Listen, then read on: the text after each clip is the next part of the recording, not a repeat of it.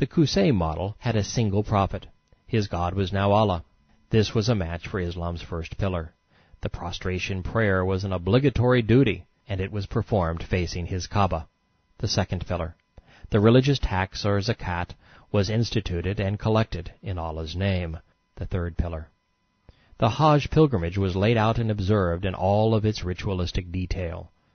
The fourth pillar. And en route to Mecca, Qusayy observed the holy month of Ramadan and Tahanuth fasting. The fifth pillar. But as you will see, the pillars of Islam were merely window dressing. The real foundation of the doctrine was submission, absolute obedience. Tabari.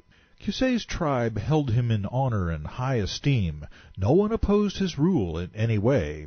His commands were never disobeyed, and nothing he did was ever opposed.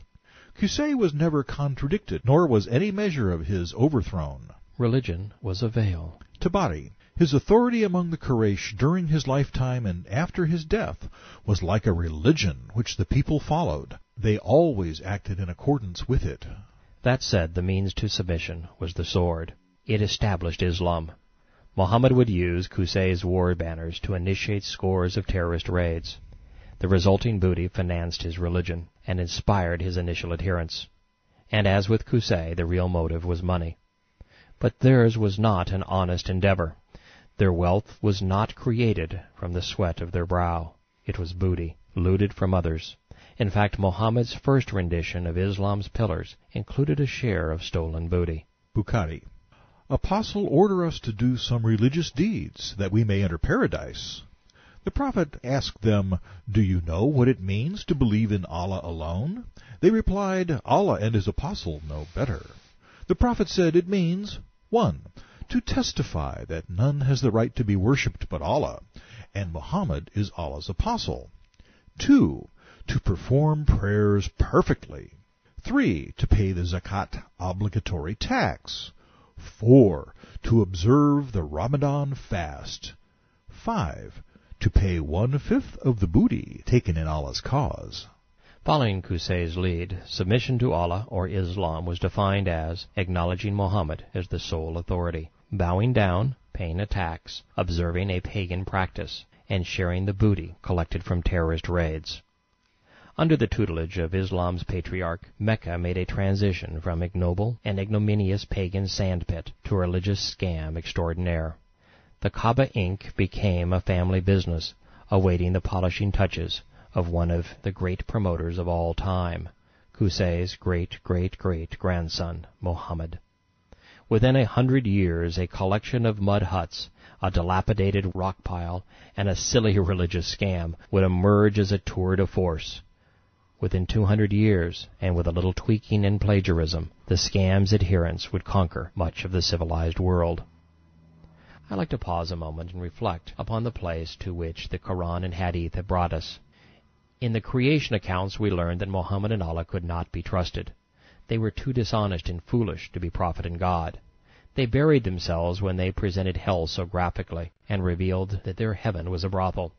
Their plagiarized and twisted stories recasting Adam, Noah, Abraham, and Lot as Muslim prophets tore asunder Islam's credibility, its very reason for being. The stories were contradictory, transparent, and irrational. The claims that the Quran confirmed the Bible and that Allah was Yahweh were preposterous, further indicting the doctrine. And now we have a death blow. We have discovered that Islam's 5 pillars were conceived by Qusayy, not Muhammad, a pagan, not a Muslim. As a result, Islam is dead, and the post-mortem is clear. Death was self-inflicted. It was suicide. While the case may not yet be the lay-down hand I promised in the prologue, the story of Islam's formation is still young. In the next 100 pages, I will reveal a mountain of corroborating evidence, all from their scriptures.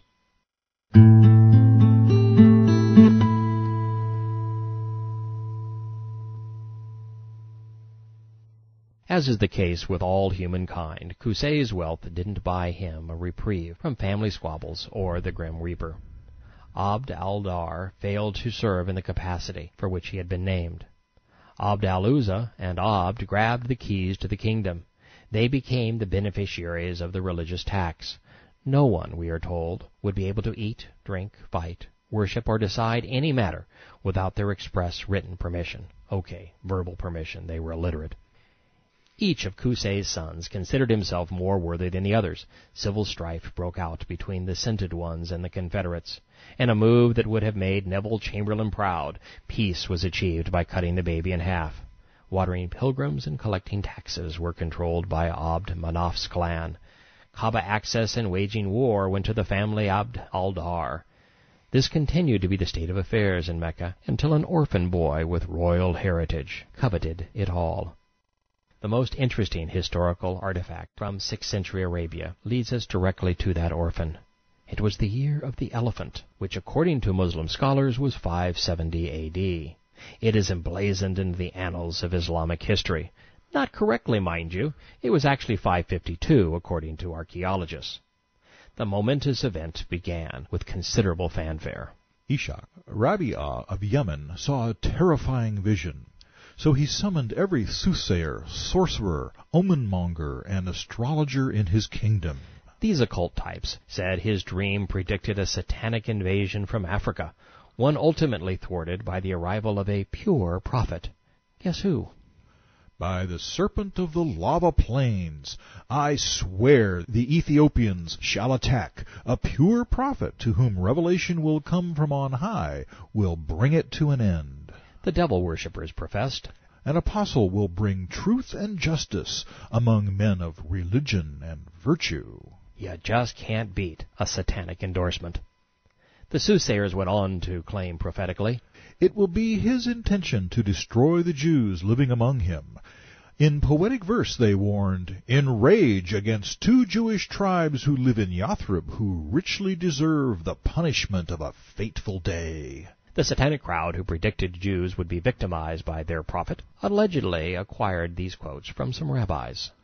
The approaching army will seek to destroy the temple in Mecca, for we know no other temple in the land which Allah has chosen for himself. The rabbis told Rabi'ah to do what the people of Mecca did, circumambulate the Kaaba, to venerate and honor it, to shave his head, and to bow down in humility in its sacred precincts. Recognizing the soundness of this advice, the king cut off their hands and feet, and continued on to Mecca. The stubby rabbis are said to have narrated a rather long poem from their sacred books, reciting from the Torah. A few lines are intriguing. They correctly defined the Kaaba for what it really was, and for what Mohammed would ultimately do with it. Ishaq, a house of ancient wealth in Mecca, treasures I wanted to seize. Then they are said to have authored one of the Quran's most embarrassing lines. Dul al-Qarnayn, who is Alexander the Great, before me was a Muslim, with knowledge true. He saw where the sun sinks from view in a pool of mud and fetid slime. While there is considerable evidence Islam is satanic, having every soothsayer, sorcerer, omenmonger, and astrologer predict the arrival of a pure prophet to whom revelation will come, is more blatant a connection than you'd think their scriptures would admit. They even suggest that the devil worshippers were right because, as predicted, an African army did invade Yemen.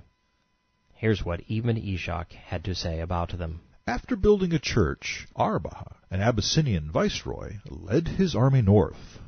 While the non-Islamic records don't mention a place as insignificant as Mecca, the Muslim sages allege that Arabha wanted to conquer their booming metropolis with the express interest of destroying the Kaaba. They say that the viceroy was bent on luring pre-Islamic Arabs away from idolatry and toward a new Christian cathedral. The very thought of it must have made the rocks of the Kaaba tremble. Arabha is said to have arrived at the outskirts of the town with an army of sorts. But what made him formidable was his ride. The viceroy was mounted on a mighty elephant. And thus far, although grossly misdated, the story is almost plausible. Abyssinia is today's Ethiopia, so its viceroy could well have been mounted upon the mightiest of land mammals. What's not reasonable is that there isn't enough food or water to sustain an elephant in the Arabian desert, at least for the beast to be more of an asset than liability.